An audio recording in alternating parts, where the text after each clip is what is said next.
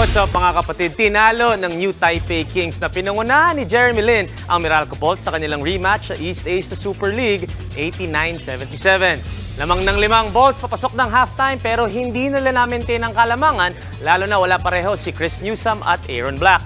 Wala din sila masagot sa experience at galing ni former NBA star Jeremy Lin na nagtala ng 23 points and 10 rebounds. Top scorer para sa Meralco si Zach Lofton with 20 points at nag-ambag naman si Alain Maliksi ng 12. Aminado si Coach Luigi Trillo na maraming lapses ang depensa nila lalo na pagdating kay Jeremy Lin. Problema lang namin, my feeling is, we did not take Jeremy Lin away from that. And he had, he was in foul trouble with 3 fouls. We could have punished him a bit, made him play more defense. At habang maganda ang nilaro ni Lin sa court, tuwang-tuwa pa din daw siya sa nakikita niyang passion ng Pinoy para sa basketball. Naaalala ni Lin paano siya tinanggap ng mga basketball fans nung unang bisita niya sa bansa noong 2013. Naramdaman daw niya ang excitement and energy ng mga dumalaw sa preseason game nila sa Mall of Asia Arena. At ganun din ang sumalubong sa kanya sa PhilSports Arena kagabi na kahit home team ang kalaban, may mga nag-cheer pa rin daw para sa kanya.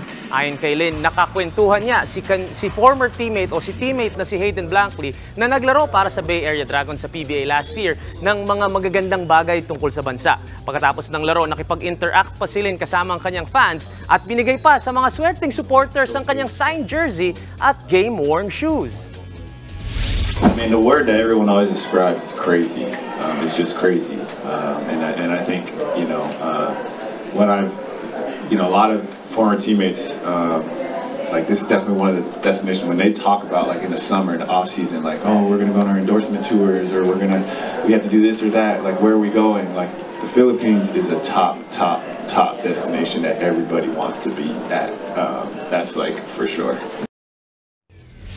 Meron lang talaga mga NBA players na invested tayong mga Pinoy dahil sa mga nagawa nila sa NBA na nagkaroon ng epekto sa atin. At syempre, isa dito ang Linsanity era ni Jeremy Lin.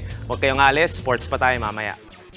What's up mga kapatid? It's your sports Tito Mike Reyes at huwag magpahuli sa mga umaaksyong bakbakan at harapan sa loob at labas ng bansa. Para sa mga pandi ng sports news, mag-follow at mag-subscribe sa social media pages ng News 5. Alam nyo na ha? Peace and love.